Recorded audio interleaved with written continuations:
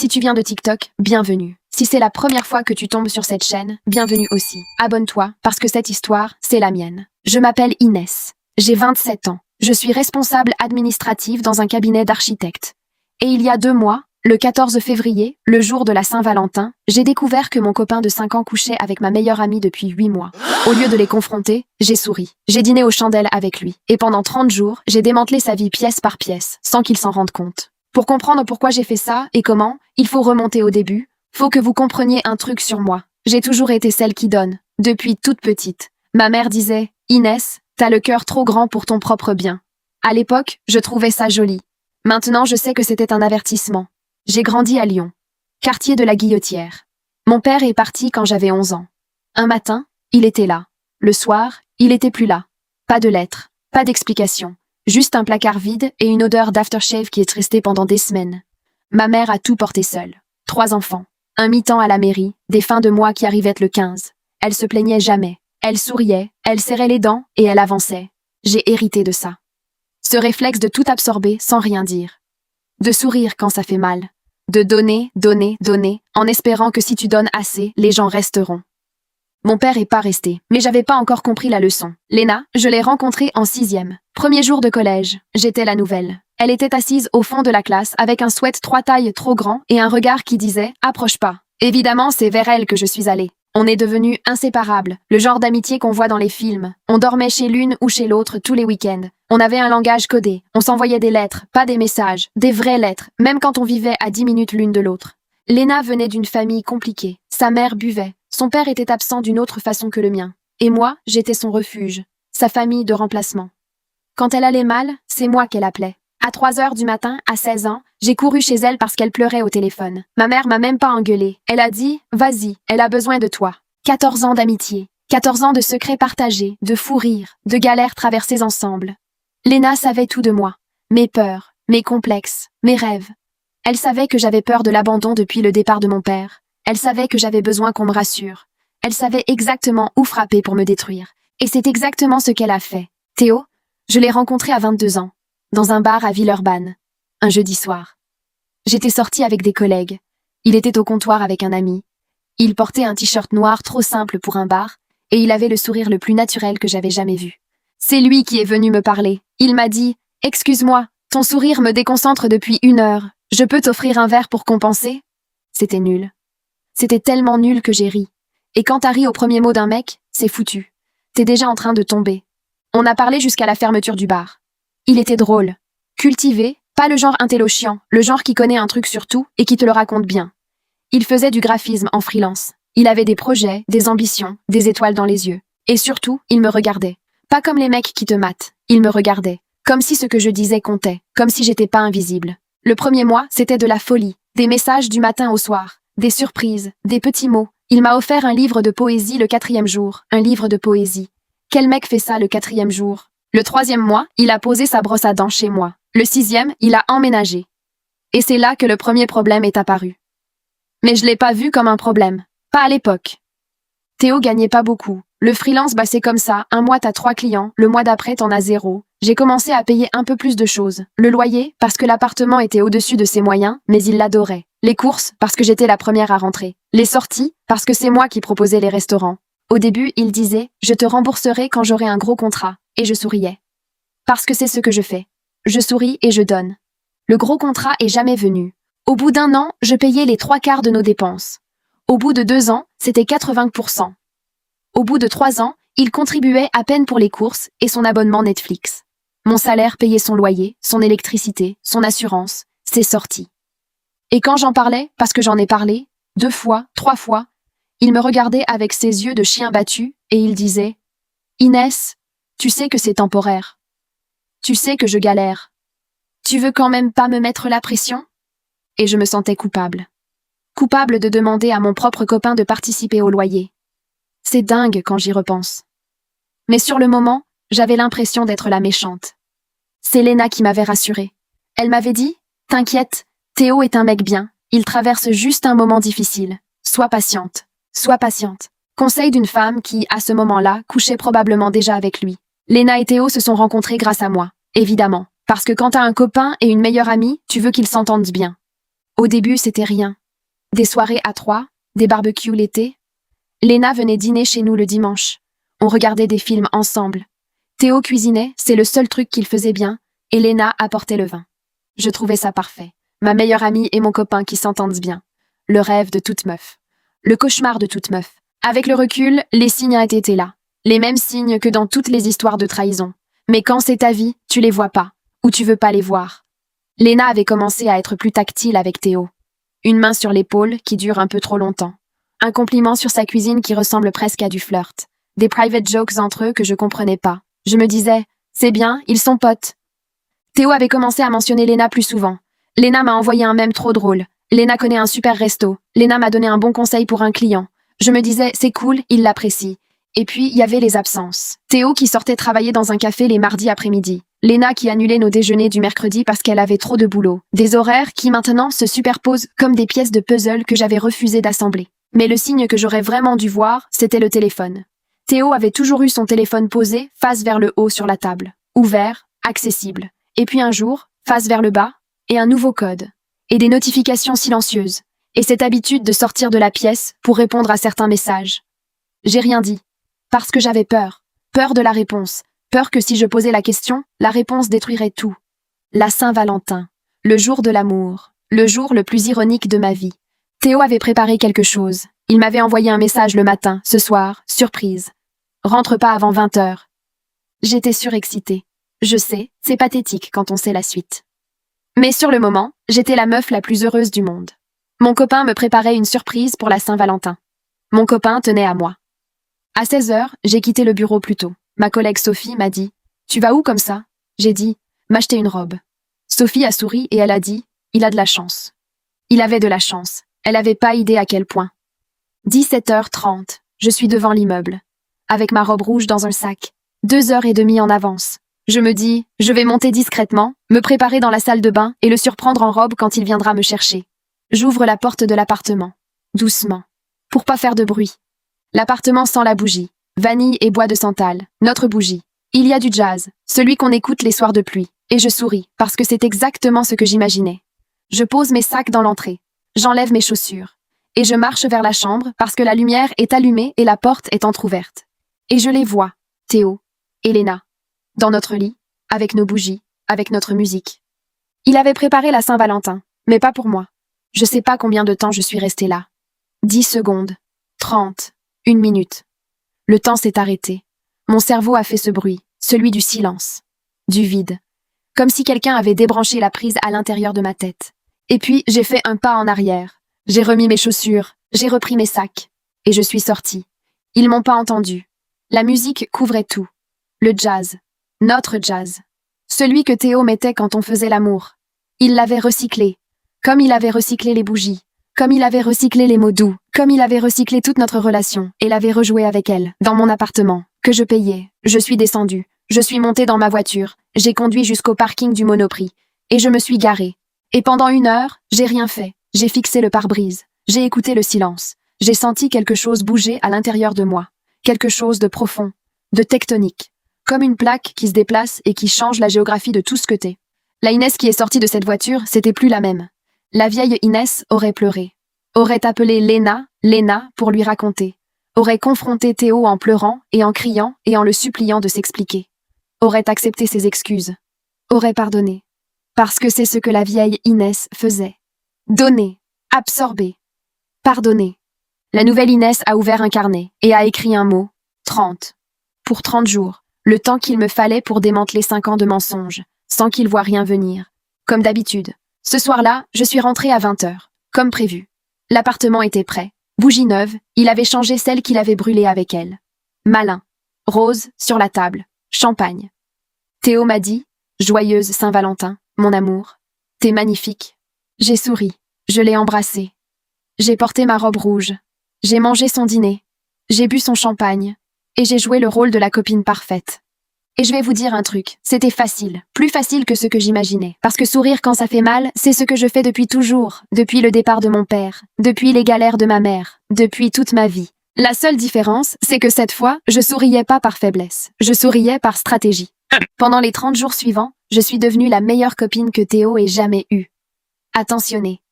douce, disponible. Je lui faisais des massages le soir. Je lui préparais des plats. Je lui disais « Je suis fière de toi, ton travail avance bien ». Je le touchais plus. Je riais plus fort. Je posais mon téléphone face vers le haut pour qu'il se sente en sécurité. Et chaque nuit, quand il dormait, je travaillais. Semaine 1, l'inventaire. Pendant que Théo dormait, j'ai fait l'inventaire de ma vie. Pas de notre vie, de ma vie. Parce que j'ai réalisé quelque chose de terrifiant. En 5 ans, tout ce qu'on avait, c'était à moi. L'appartement, le bail était à mon nom. J'avais jamais changé le nom parce que Théo avait pas les revenus pour être cotitulaire. Les meubles, payés avec ma carte. Chaque canapé, chaque étagère, chaque lampe. J'avais les factures. Toutes. La voiture, à mon nom. L'assurance, à mon nom. L'abonnement Internet, à mon nom. Même le compte Netflix, à mon nom. En 5 ans, Théo avait construit toute sa vie sur mes fondations. Sans rien apporter. Sans rien construire. Comme un lierre sur un mur. Joli de l'extérieur. Parasite de l'intérieur. Semaine 2, l'épreuve. J'ai commencé à documenter. Chaque soir, quand Théo s'endormait, je prenais son téléphone. Son code 1, 2, 3, 4. 5 ans ensemble et il avait jamais changé son code. Il me faisait tellement pas confiance qu'il avait même pas besoin de se méfier, il pensait que j'étais trop bête pour regarder. Ce que j'ai trouvé, ça m'a rendu malade, mais pas de la façon que vous croyez. 8 mois de messages avec Léna, explicite, quotidien. Des photos que je refuse de décrire. Mais le pire, c'était pas le sexe, c'était les mots. Léna à Théo, elle est tellement naïve, ça me fait presque pitié. Théo à Léna, t'inquiète, elle voit rien. Elle est trop occupée à essayer de me rendre heureux pour ouvrir les yeux. Léna à Théo, tu vas la quitter quand? Théo à Léna, quand j'aurai un plan B pour le loyer. Pour l'instant, son salaire m'arrange. Son salaire m'arrange. 5 ans. 5 ans à l'aimer. À le porter. À le financer. À croire en lui quand personne d'autre y croyait. Et pour lui, j'étais un plan de financement. J'ai fait 312 captures d'écran cette nuit-là. 312. J'ai tout envoyé sur une clé USB que j'ai cachée dans ma voiture. Et le lendemain matin, j'ai fait le petit déjeuner en chantant. Semaine 3, le démontage. C'est là que le plan est devenu chirurgical. Étape 1, j'ai contacté mon propriétaire. Je lui ai expliqué que je souhaitais résilier le bail actuel et en signer un nouveau pour un autre appartement dans un autre immeuble, qu'il possédait aussi. C'est passé en 1 semaine. L'ancien bail avait un préavis d'1 mois que j'ai lancé sans en parler à Théo. Étape 2, j'ai trouvé un appartement. Plus petit, moins cher. À mon nom. Uniquement le mien. J'ai signé le bail le 18 février, 4 jours après la Saint-Valentin. Étape 3, j'ai commencé à déplacer mes affaires. Pas d'un coup, progressivement. Un carton par jour, caché dans le coffre de ma voiture. Les livres d'abord, il lit jamais, il a pas remarqué. Puis, les vêtements d'hiver, on était en mars, il allait pas ouvrir mon placard d'hiver. Puis, les documents importants. Puis, la vaisselle, je l'ai remplacée par de la vaisselle jetable en disant qu'on allait bientôt changer de service. Étape 4, la plus délicate. J'ai annulé tous les prélèvements, Internet, électricité, assurance, Netflix. Tout ce qui était à mon nom, c'est-à-dire tout, j'ai programmé l'annulation pour le 15 mars. Jour J. Théo allait pas juste perdre sa copine, il allait perdre son infrastructure, son toit, son électricité, son Wi-Fi, son confort, tout, d'un coup. Semaine 4, Léna. C'est la partie que j'ai trouvée la plus difficile et la plus satisfaisante. J'ai invité Léna à déjeuner. Comme avant. Comme si de rien n'était. On a parlé. On a ri. Elle m'a demandé comment allait Théo, avec un visage tellement innocent que j'ai failli applaudir. Et puis j'ai dit, Léna, j'ai un service à te demander. Théo prépare un truc pour mon anniversaire, il veut inviter tout le monde. Est-ce que tu pourrais m'aider à organiser? Elle a dit oui, évidemment. La meilleure amie parfaite. Ce qu'elle savait pas, c'est que pendant ce déjeuner, j'avais envoyé un message au copain de Léna. Oui, Léna avait un copain. Depuis 3 mois. Un mec adorable qui s'appelle Antoine, qui savait rien. J'ai envoyé à Antoine un lien vers un drive Google, avec une sélection de captures d'écran. Pas toutes, juste les pires. Celle où Léna parle de lui en disant le bouche-trou en attendant que Théo quitte Inès. Antoine m'a rappelé dans l'heure, il pleurait. J'ai dit, Antoine, je suis tellement désolée, mais tu mérites de savoir. Il a dit, merci. Et il a quitté Léna le soir même, par texto, en lui envoyant les captures d'écran. Léna m'a appelé en pleurant à 23 heures, en me disant que quelqu'un avait piraté ses messages et avait envoyé des faux trucs à Antoine. Qu'elle comprenait pas ce qui se passait. Et moi, j'ai joué la meilleure amie. J'ai dit, c'est horrible, ma chérie. T'inquiète, on va trouver qui a fait ça. Je suis là pour toi.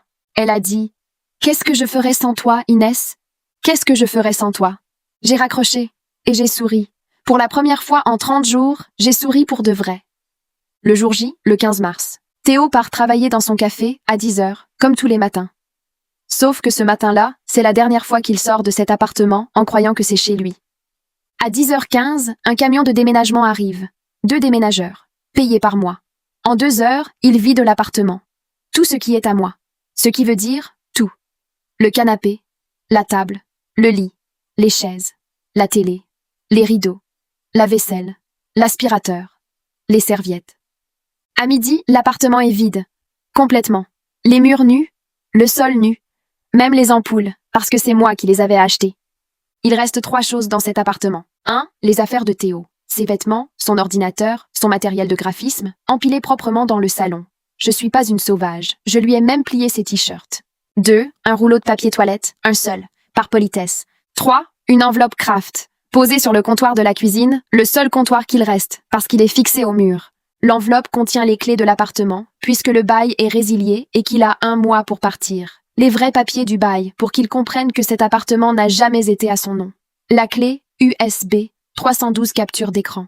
Ses conversations avec Lena, ses messages où il dit que mon salaire l'arrange, tout. Et un mot. Un seul mot. Écrit au feutre noir sur une feuille blanche. Merci. Merci pourquoi? Merci de m'avoir montré que je valais mieux que ça. Merci de m'avoir forcé à ouvrir les yeux. Merci de m'avoir donné la rage de reprendre ma vie. Ou peut-être, merci d'avoir été tellement prévisible que ça a rendu le plan facile. Il choisira l'interprétation qu'il veut. Je sais exactement ce qui s'est passé. Parce que Sophie, ma collègue, habite dans l'immeuble d'en face. Et elle a regardé par la fenêtre quand je lui ai envoyé un message à 19h en disant « Regarde le 3e étage dans 10 minutes ». Théo est rentré à 19h12. Sophie m'a dit qu'elle a vu la lumière du couloir s'allumer. Puis plus rien pendant 1 minute. Puis la lumière du salon. Puis de la chambre. Puis de la cuisine. Puis du salon à nouveau. Il faisait le tour d'un appartement vide. Sophie m'a dit « Je l'ai vu rester debout dans le salon pendant au moins 5 minutes sans bouger. Et puis il a sorti son téléphone. J'ai reçu 14 appels en 30 minutes. 14. J'ai pas décroché. Pas un seul. Les messages ont commencé. Premier message, Inès, c'est quoi ce bordel? Où sont les meubles? Tu me fais quoi là? Deuxième message, réponds-moi putain, qu'est-ce qui se passe? Troisième message, ok j'ai trouvé l'enveloppe. C'est quoi cette clé USB? Quatrième message, 37 minutes plus tard. Le ton avait changé. Inès, je sais pas quoi dire. Je suis désolée. S'il te plaît, appelle-moi. On peut en parler. C'était rien avec Lena, c'était une erreur, ça voulait rien dire. Ça voulait rien dire. 8 mois, ça voulait rien dire. 5e message, 1 heure plus tard. Inès, s'il te plaît. J'ai nulle part où aller, le bail est résilié, y a plus d'électricité, y a plus de wifi, tu peux pas me faire ça, pas comme ça. Je peux pas lui faire ça, lui. L'homme qui couchait avec ma meilleure amie dans mon lit avec mes bougies et ma musique me dit que je peux pas lui faire ça. J'ai répondu un seul message. Un seul. À 23h ce soir-là. Le bail était à mon nom. Les meubles étaient à mon nom. Les factures étaient à mon nom. Pendant 5 ans, tu as vécu dans ma vie en faisant semblant que c'était la tienne. Je reprends ce qui m'appartient. Bonne continuation. Et j'ai bloqué son numéro. Lena a compris le lendemain. Quand Théo l'a appelé, en panique, depuis un appartement vide, sans électricité, sans wifi, sans meubles, et qu'il lui a tout raconté. Lena m'a envoyé un message. Un long message. Le genre de message qu'on écrit à 3h du matin quand on sait qu'on a tout perdu. Elle disait qu'elle était désolée, que c'était arrivé sans qu'elle s'en rende compte, que c'était la faute de Théo, qu'elle m'aimait, que j'étais sa meilleure amie, que 14 ans d'amitié pouvaient pas s'effacer comme ça. J'ai lu le message, et j'ai rien ressenti. Rien. Pas de colère, pas de tristesse, juste du vide. Le même vide que quand mon père est parti. Le placard vide, l'odeur qui reste, et le silence. J'ai pas répondu, et c'est ça la vraie vengeance. Pas les meubles, pas l'enveloppe, pas les captures d'écran. Non. La vraie vengeance, c'est le silence. C'est de ne rien donner. Pas de cris, pas d'insultes, pas de confrontation, pas de fermeture. Rien. Parce que quand tu donnes ta colère à quelqu'un qui t'a trahi, tu lui donnes encore quelque chose. Tu lui donnes de l'importance. Tu lui dis, tu comptes assez pour que je souffre devant toi. Mais quand tu donnes rien, tu lui dis, t'existes plus. Et ça c'est pire que n'importe quel dossier, que n'importe quelle enveloppe, que n'importe quel cri. Le silence. Ça fait 2 mois. Je suis dans mon nouvel appartement. Plus petit, moins bien situé. Pas de balcon, mais c'est le mien. Chaque meuble est le mien. Chaque facture est la mienne. Et personne dort dans mon lit à part moi. Théo a dormi chez un ami pendant 2 semaines avant de retourner chez sa mère. À 29 ans. Chez sa mère. Avec ses cartons de vêtements et son ordinateur. Apparemment, le freelance paie pas assez pour un appartement. Quelle surprise. Lena m'a envoyé 3 autres messages. J'ai pas répondu. Elle a essayé de m'appeler. J'ai pas décroché. Elle est venue sonner chez moi, chez mon ancienne adresse, évidemment. Elle savait même pas que j'avais déménagé. Quelqu'un d'autre a ouvert la porte. Théo et Léna sont pas ensemble. Apparemment, quand enlève l'adrénaline de la tromperie, quand enlève le frisson du secret, il reste pas grand-chose. Juste deux personnes qui se sont trouvées dans la trahison et qui savent même pas quoi se dire maintenant que c'est au grand jour. Ma mère m'a appelée la semaine dernière. Elle m'a dit « Inès, t'as été dure ». J'ai dit « Oui ». Elle a dit « Je suis fière de toi. Mon père est parti quand j'avais 11 ans, sans prévenir, sans explication, sans rien laisser. Moi, j'ai laissé une enveloppe, avec la vérité dedans. C'est déjà plus que ce que j'ai eu. On me demande souvent « Est-ce que je regrette ?» Pas le départ, pas les meubles, pas l'enveloppe, mais le silence avec Léna. 14 ans d'amitié effacés en un message non lu. Est-ce que je regrette? Non. Parce que j'ai passé 27 ans à donner, à absorber, à pardonner, à sourire quand ça faisait mal, à rester quand j'aurais dû partir, à aimer des gens qui prenaient sans jamais rendre. Et le 15 mars, pour la première fois de ma vie, j'ai repris. J'ai repris mes meubles, j'ai repris mon bail, j'ai repris mon argent, j'ai repris ma dignité, et j'ai repris mon silence. Le silence que j'offrais à tout le monde, à mon père, à Théo, à Léna, le silence que j'utilisais pour encaisser sans rien dire. Ce silence-là, je l'ai repris, et je l'ai retourné contre eux, parce que ce silence, c'est le mien. Quelqu'un m'a dit un jour que la meilleure vengeance, c'est de bien vivre. Moi je dis, la meilleure vengeance, c'est de reprendre ce qui t'appartient. Et l'enveloppe, elle est toujours sur le comptoir. Quelque part, dans un appartement vide. Avec un seul mot. Merci. Voilà. C'était mon histoire. L'histoire d'une enveloppe Kraft, d'un appartement vide et d'une femme qui a décidé d'arrêter de donner. J'ai une question pour vous. Et j'ai vraiment besoin de vos réponses en commentaire. Est-ce que j'aurais dû confronter Théo? Est-ce que j'aurais dû crier, pleurer, lui dire en face ce que je savais? Ou est-ce que le silence, le vide, l'enveloppe, c'était la bonne façon? Et surtout, est-ce que vous auriez pardonné à Léna? 14 ans d'amitié. Est-ce que ça mérite une deuxième chance? Dites-moi, en commentaire. Parce que moi, j'ai toujours pas la réponse. Abonnez-vous, la prochaine histoire arrive bientôt, et elle sera pire. On se retrouve très vite.